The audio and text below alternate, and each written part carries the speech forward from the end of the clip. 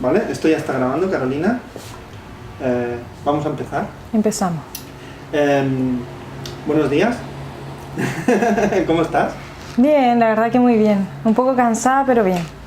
Yo siempre empiezo las entrevistas preguntando por qué haces cine, pero yo ya te lo pregunté. Sí. A mí me interesaría empezar... ¿Cómo conoces a Patxi?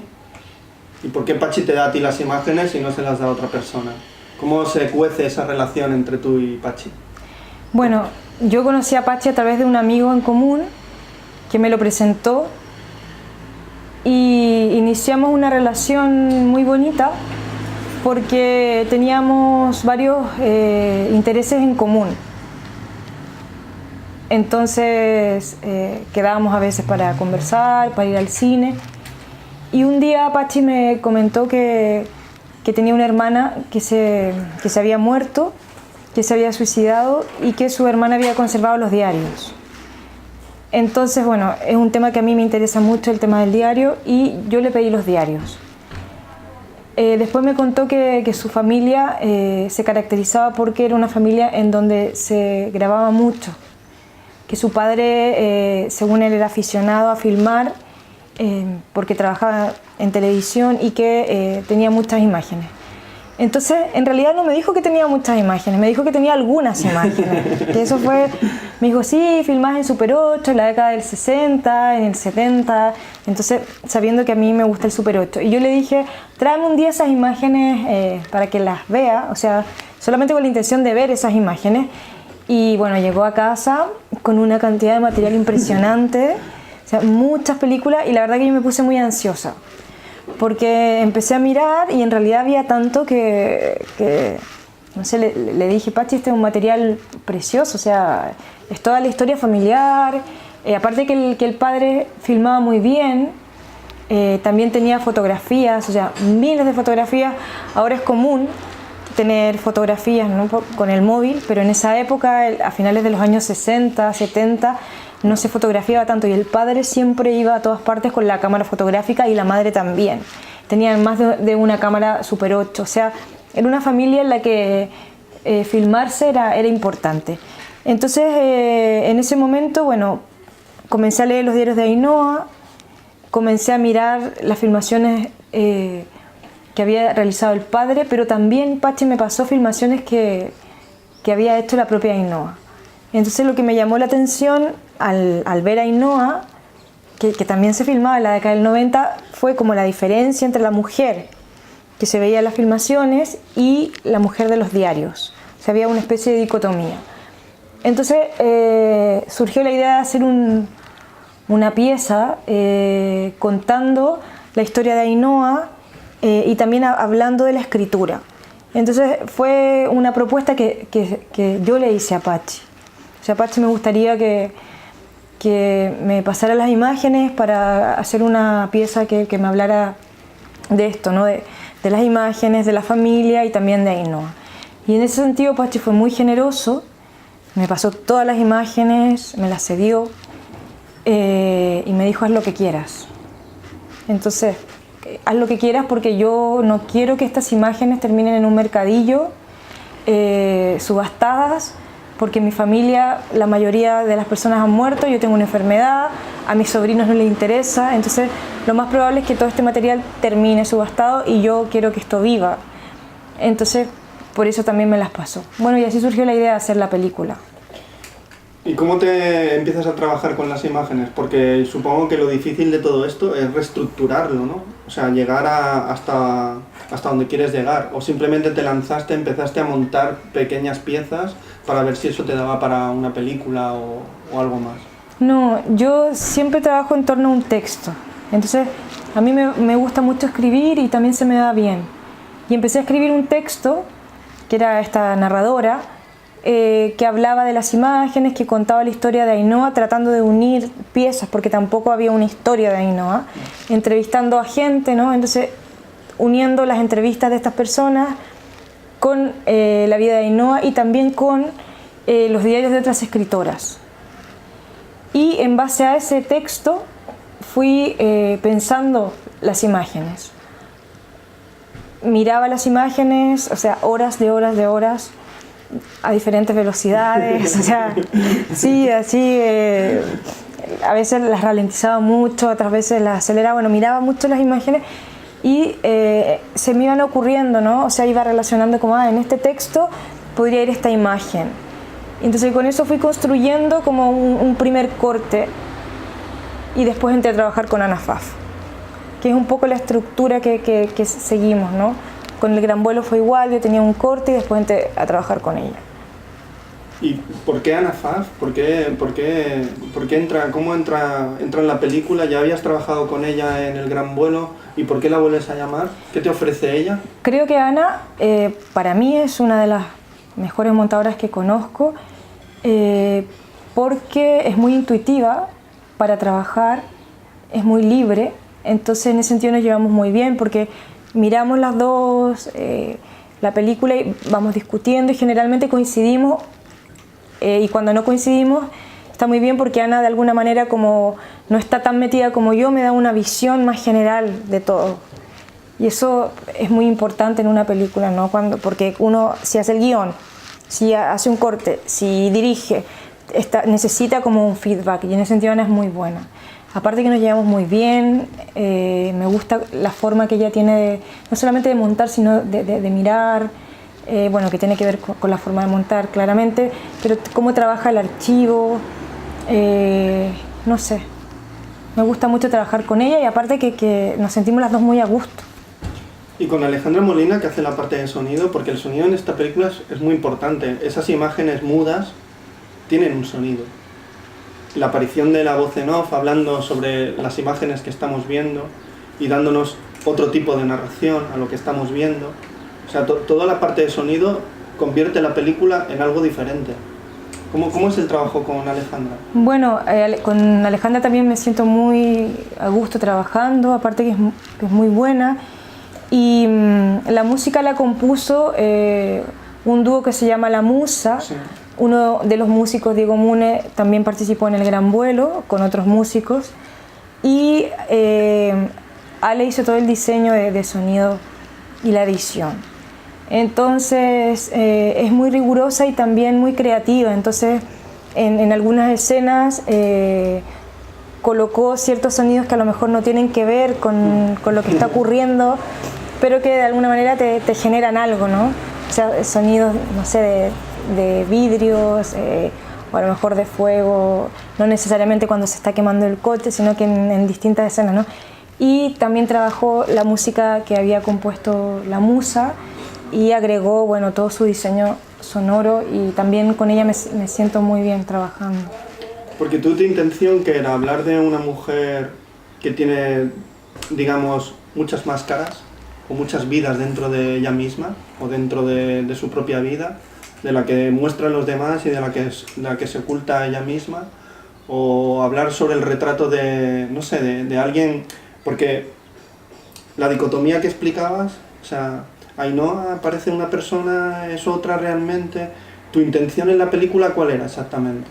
¿Cuándo descubres que ahí tienes la película y que eso es el camino que debes seguir? A ver, en un principio mi intención era hablar de esta dicotomía y de estas máscaras, pero creo que son máscaras que todos tenemos. Sí, completamente. Y creo que cuando escribimos un diario, de alguna manera hay un distanciamiento. Muchas veces uno escribe en tercera persona, depende de qué cosa va a contar, entonces siempre está eso. Me interesaba, por un lado, hablar de esa dicotomía, pero también me interesaba hablar de la importancia que tiene para las mujeres la escritura, y recobrar a las precursoras, o sea, leer textos escritos por otras mujeres que de alguna manera te pueden llevar a una identificación. Y una cosa importante para mí fue darme cuenta que en los diarios de Ainhoa habían temáticas que se relacionaban con la experiencia femenina, que también estaban presentes en los diarios de otras escritoras, como Alejandra Pizarnik, como Silvia Plath, Anne Sexton, Frida Kahlo, bueno, que es pintora pero que también escribió un diario bellísimo, Susan Sontag, y también en diarios de otras mujeres anónimas. O sea, no solamente estos referentes no tan potentes, sino que las mujeres hablamos de los mismos temas, y una cosa que se repite, no importando la lejanía geográfica o o temporal, porque tal como se señala en la película, confluyen temas, sensaciones y estados de ánimo. Sí, es muy interesante, por ejemplo, lo que explica Patxi, que él recuerda esas imágenes a través de una memoria sensitiva. Sí. Y yo creo que la película sí te quiere transportar a esa memoria sensitiva. Totalmente, y por eso también quise dejar ese texto de Patxi, ¿no? Lo de la memoria sensitiva, cuando él dice los colores, los olores, texturas, ¿no? Es que la memoria en realidad es así, o sea, tú vas por la calle, sientes un olor y ese olor te evoca a algún sitio, ¿no? Entonces es muy importante, no solamente es una memoria visual, es una memoria también auditiva, escuchas un sonido, o sea, todos los sentidos, ¿no? De alguna manera evocan la memoria. ¿Y tu participación en la película, como tu propia experiencia personal, casi como un diario filmado? Sí. Porque te filmas en Super 8. Sí, manteniendo el espíritu del 4/3 que tiene la película. Supongo que es por las imágenes de Super 8 y de vídeo, ¿no? Sí, yo nunca había trabajado con Super 8, siempre había querido, o sea, no había trabajado en Super 8 yo filmando, ¿no? Y el Super 8 tiene una cosa muy bonita, que no solamente la textura de las imágenes, sino que también tiene mucho de azaroso, porque no sabes bien cómo van a quedar las imágenes que estás filmando, y también es bastante cómodo. Y en un principio, bueno, yo quería que la película la narrara una voz femenina, pero que fuese una voz que no fuese la mía.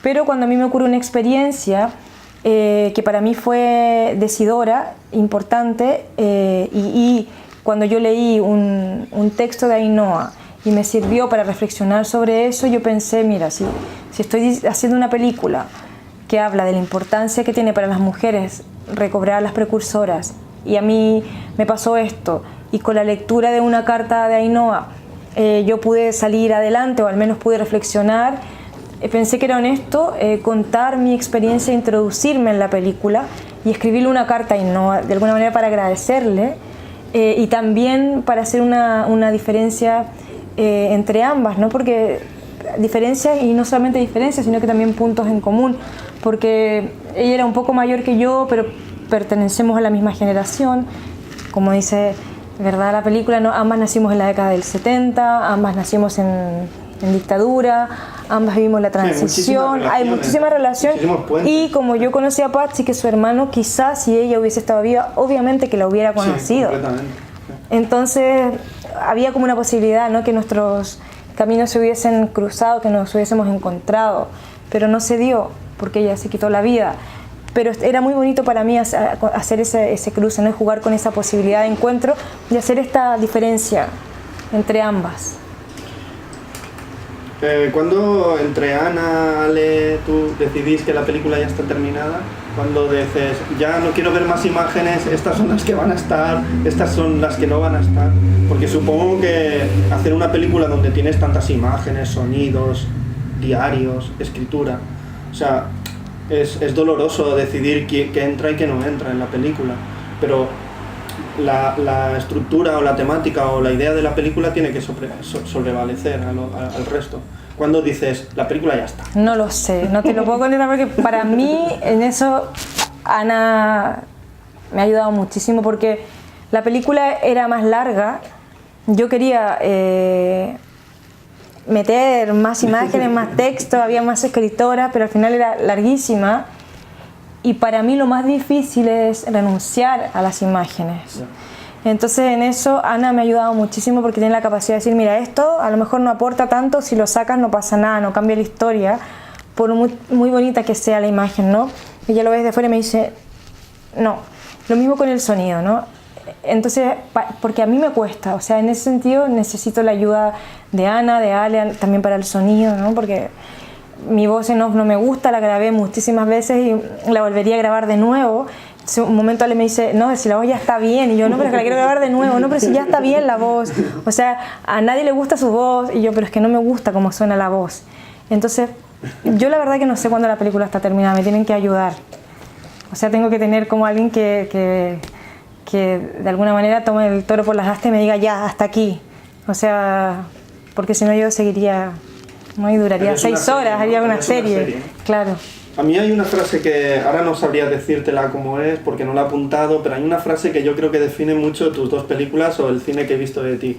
Es que las imágenes tienen un origen, pero es en el destino donde tienen su fuerza o tienen su digamos, su naturaleza real, ¿no? Claro, es una frase de Shari Levine que es el significado de una imagen, claro, no radica en su origen, sino que en su destino. ¿Tú dirías que eso define tus dos películas? Totalmente, totalmente, porque son películas que no es baladí que aparezca en la película, ¿no? No es baladí, y es importante porque la gente que trabaja con imagen de archivo, con imágenes que de alguna manera resucita, es que es muy bonita esa metáfora, ¿no? Que son imágenes dormidas que uno resucita, está recontextualizando constantemente, y por lo tanto esas imágenes no es que pierdan el significado original, porque el significado está, o sea, las imágenes que filmó el padre de Pachi en la playa, uno sigue viendo, ¿no? Esa infancia,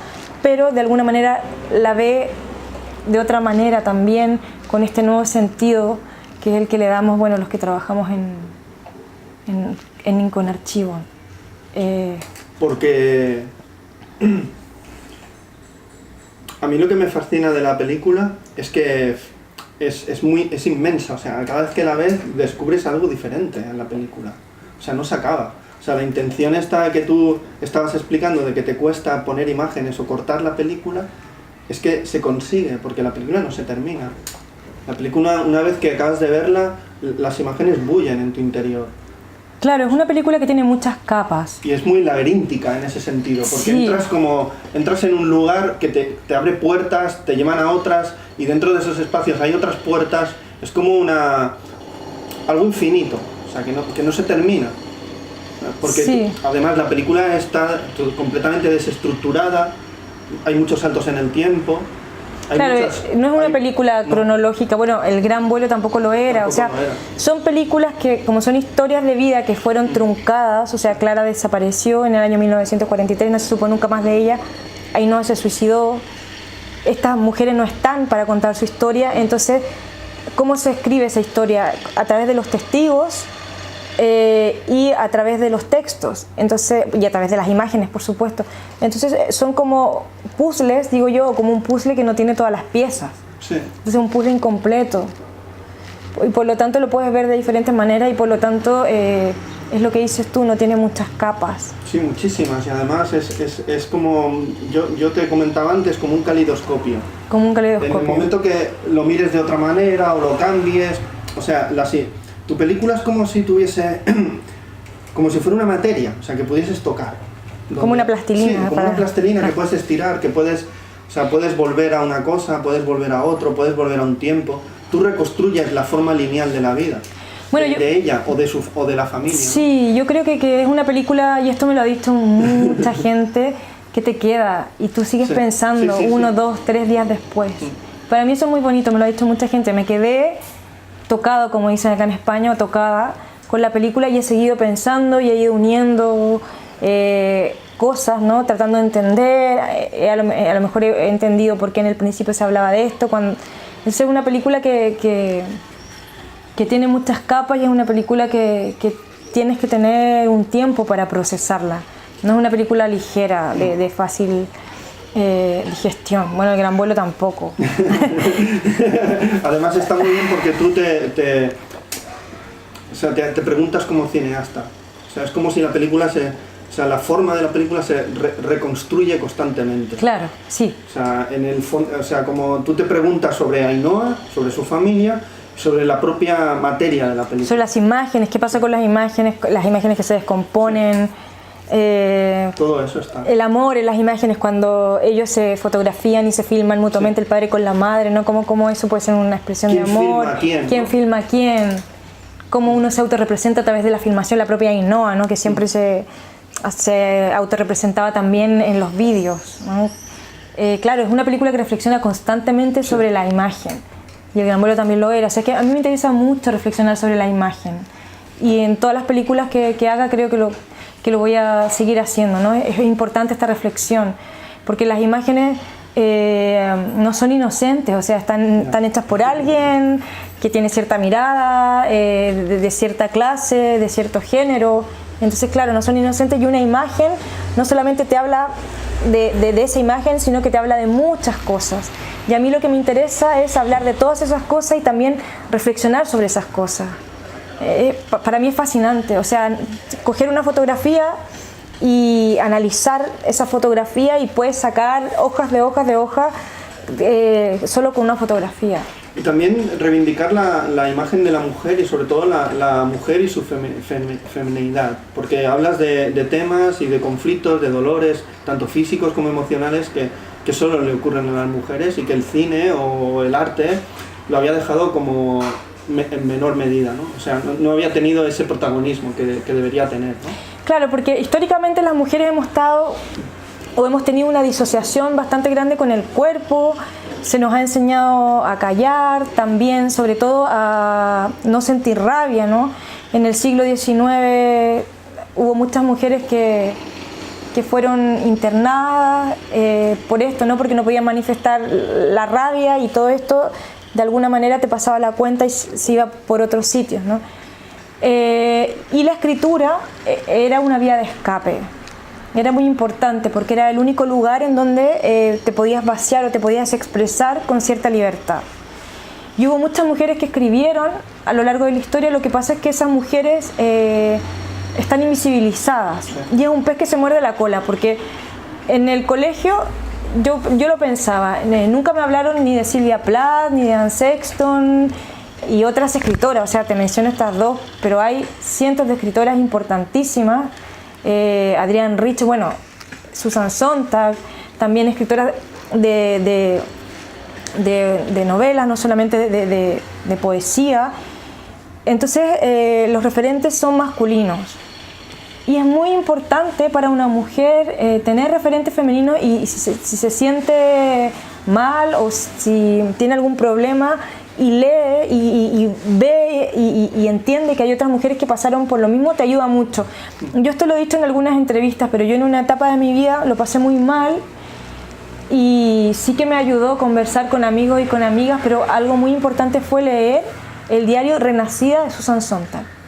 O sea, para mí fue fundamental, porque era una mujer que yo admiraba mucho, había leído sus ensayos, y en este diario ella se mostraba tan frágil, sentía miedo, sentía celos, sentía envidia. Entonces, de alguna manera sufría por ciertas cosas, ¿no? Y tú te identificas y dices, mira, a alguien así le pasó. O sea, son cosas que son universales y de las que no se habla mucho. Entonces, por eso es que para mí era tan importante hablar de estas temáticas en Ainhoa, y no solamente hacerlo a través del diario de Ainhoa, sino que hacerlo a través de mi experiencia y de la experiencia de otras mujeres. Y se me olvida nombrar a Isabel Cadenas Cañón, que no solamente le dio la voz a Ainhoa, sino que también... y qué voz más bonita. Qué voz más bonita tiene. Ya, sí, tiene una voz muy bonita. Muy bonita, ¿eh? O sea, sí. Tú te acabas creyendo que Ainhoa habla así. También me pasaba que, claro, mi voz no es tan bonita como la de ella, entonces contrasta mucho, pero bueno. Es diferente. Pero bueno, y ella también fue muy generosa y me regaló su libro, y cuando leí su libro pensé, este libro tiene que estar en Ainhoa. O sea, no solamente la voz de Isabel, sino tiene que estar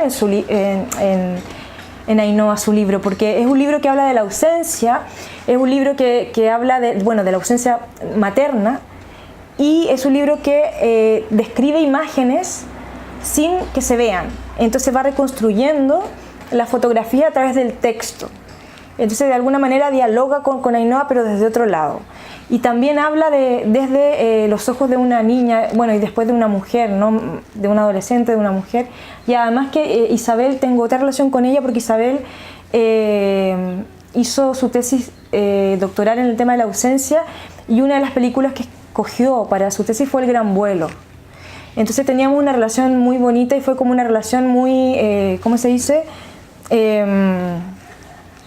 Entre las dos, ¿no? Fue muy igualitaria, porque yo le entregué El Gran Vuelo, ella me ayudó mucho, también le sirvió para su tesis, ¿no? Y después fue tan generosa y me permitió utilizar su texto, y también se dio su voz, ¿no? Que su voz es muy bonita. y que queda muy bien y que es una voz que contrasta con la voz de Ainhoa, que eso también es importante porque la voz de Isabel es dulce, y Ainhoa tenía en realidad una voz como ronca, no sé si se dice ronca acá en España, gruesa, ¿no? También fumaba y eso también es una voz imponente, ¿no? Y hay un contraste ahí que tiene que ver con el contraste entre la Ainhoa de las imágenes y la Ainhoa de los diarios. Cuando presentas la película en Málaga, que es la primera vez que se ve la película, ¿no? Si no... Sí, es la primera vez. ¿Cómo reacciona el público? ¿La gente le gusta? ¿Qué preguntas te suele hacer la gente en los coloquios? Porque como es una película tan calidoscopia, tan laberíntica, donde hay muchas formas de verla y muchas formas de relacionarse con ella, o sea, es interesante lo que puede preguntar la gente. Recuerdo en Málaga 3 comentarios.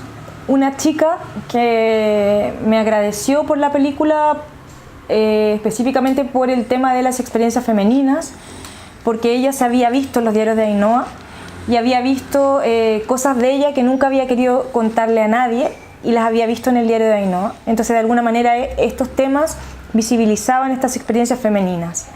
Después recuerdo otro comentario de un señor de aproximadamente 50 años. Este comentario iba por el otro lado porque él me dijo: lograste representar a toda una generación, yo soy vasco. Que ese era otro tema, ¿no? También la generación esta de los años, que nació en los años 70.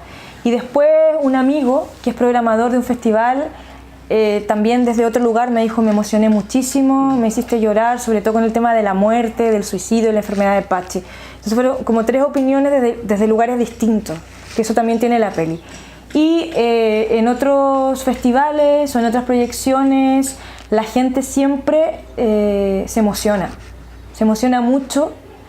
De hecho, cuando termina la película generalmente hay un silencio y después vienen los aplausos, pero hay un silencio y la gente me dice que queda muy tocada. De hecho, me han escrito varias personas días después o semanas después para decirme que la película les ha llegado mucho, pero que han tenido que procesarla y que por eso no me dijeron nada el día de la proyección. Es como un shock, ¿no? La película. Sí, es un poco un shock. Un shock emocional, porque o sea, aunque tú no hayas vivido esa época, te sientes muy relacionado con lo que le pasa a Ainhoa y lo que siente Ainhoa, ¿no? Sí, yo me sentí identificada cuando leí el diario en muchos momentos, y no solamente de mi adolescencia, porque sí que el diario tiene también una parte adolescente, pero también tiene partes muy potentes, ¿no? De cuando ella es mayor, que sí hay una identificación. Bueno, también con la escritora, o sea, sí.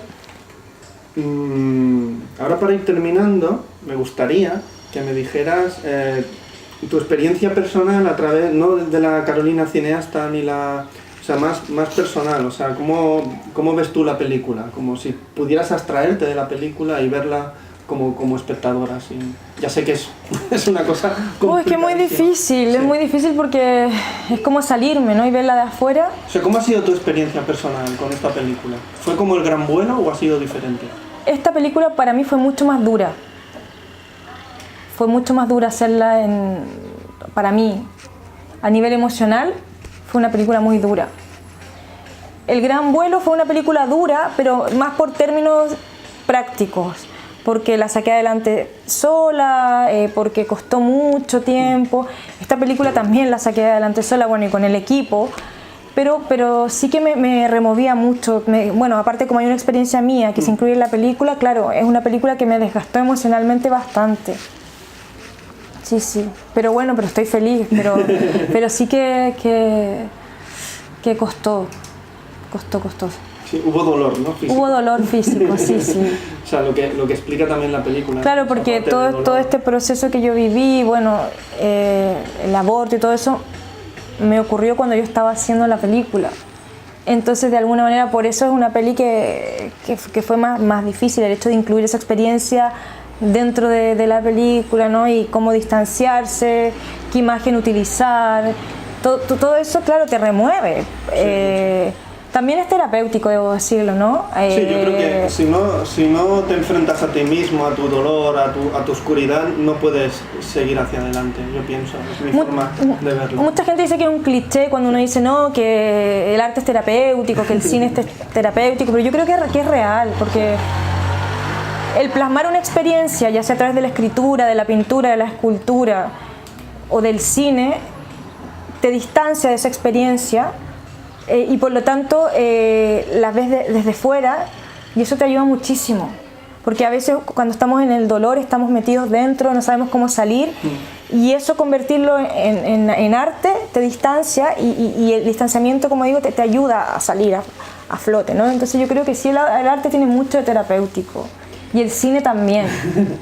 Viendo tus películas siempre tus referentes, a mí me interesan mucho tus referentes, tus guías espirituales, pero no solo de cine, también de la literatura, de la música, porque yo creo que en tus películas todo se mezcla.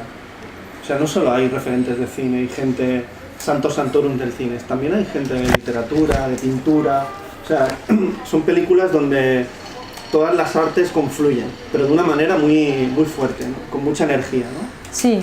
Por ejemplo, en el proceso de Ainhoa, aparte de las escritoras que citas ya en la película, o sea, ¿había algún referente cinematográfico?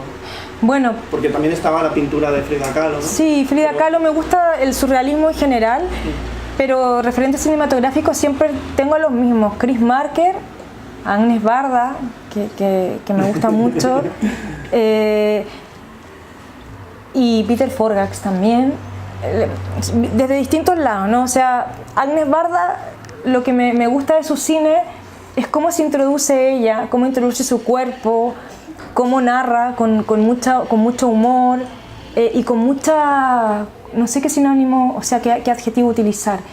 No sé si no es ligereza, porque sus películas no son ligeras, pero de alguna manera son la vida, ¿no? Sí. O sea, son películas que muy...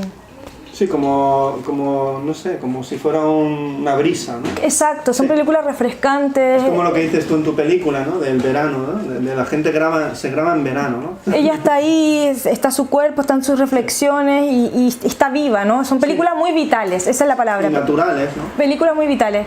En Chris Marker me gusta todas las reflexiones que él hace de la imagen y sus textos, ¿no? O sea, sobre todo la escritura, cómo escribe, cómo pasa de un tema a otro y cómo reflexiona sobre la imagen.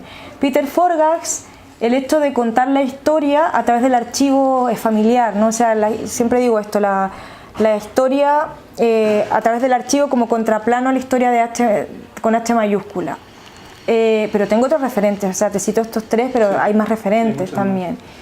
En la música no tiene nada que ver con... o sea, no hay muchos referentes musicales en Ainhoa. Sí que quería trabajar con música experimental, que te provocara cierto extrañamiento, que no fuera una música que subraya el estado emocional, o sea, que no en una escena triste hubiese un piano, ¿no? que subraya esa tristeza, sino que sacar un poco, para no ser una película tan sensiblera, porque ya es una película muy triste Ainhoa de por sí, la historia es triste, todo lo que sucede es desolador.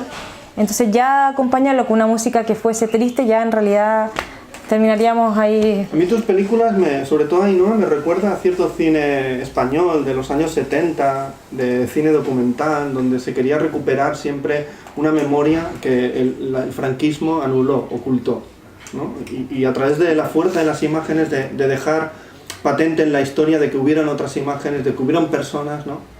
Que han sido silenciadas, ocultadas, y el cine le da esa fuerza o le da esa vida que no la tuvieron en vida, ¿no? Bueno, sí, eso es muy importante. Yo no puedo desprenderme de mi historia política, o sea, yo no puedo dividirme. Para mí fue muy marcador el hecho de haber vivido gran parte de mi adolescencia en dictadura. Fue importante, o sea, te hace ver la vida de otra forma y ves la vida de otra forma y el cine que haces tiene que ver con la forma en que ves la vida, entonces no se puede separar, ¿no? Y sí es cierto, hay una parte en Ainhoa en la que yo salgo de pequeñita, cuando me sostiene mi padre, cuando está mi madre, y yo hablo de esa época, ¿no? Años 70 en Chile, las imágenes son del 76, y hubo muchas familias que en esos años no pudieron tener esos momentos de felicidad que yo tuve, ni mucho menos filmar esos momentos de felicidad, porque eran familias que estaban totalmente desmembradas por el exilio, por la tortura y por la muerte, como se dice, ¿no? Entonces, de alguna manera, las imágenes, lo que te decía recién, una imagen no solamente te habla de ese momento, una imagen te habla de muchas cosas. Y ahora sí, como la película es una carta que le escribes a Ainhoa, que sabes que tú, como dices, ella nunca va a leer. Si Ainhoa pudiese ver la película, Ah, esto sí me la... ¿qué crees que respondería? Sí, me Vamos a ponernos a fabular, ¿no? A ver, yo creo que le gustaría, pero Porque también... A Pachi supongo que le habrá gustado mucho. Sí, a Pachi le gusta, pero Pachi yo creo que hay cosas que... También le remueven, ¿no? que le remueven, Por su vida, pero ¿no? también hay cosas que claro, estas relaciones que yo hago, claro, yo creo que a veces como que le cuesta, no es que no las entienda, pero Sí. no sabe por dónde van, ¿no? Bien. Yo creo que a Ainhoa le hubiese gustado a lo mejor una película como más cañera, más punky, a lo mejor. Pero sí que le hubiese gustado.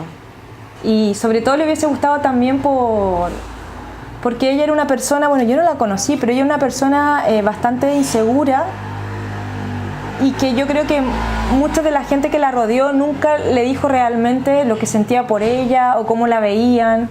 Entonces el ver un círculo de amigos, o sea, el ver a Dave hablando de ella de una manera tan bella, escuchar a Tiriti, escuchar a Esther y escuchar a su propio hermano, yo creo que para cualquiera, ¿no? Es muy bonito escuchar a gente que te rodea hablar de ti, escuchar cómo te ven, no sé, yo creo que es muy bonito, que sí le hubiese gustado, aunque a lo mejor hubiese querido algo así como más punky o punk.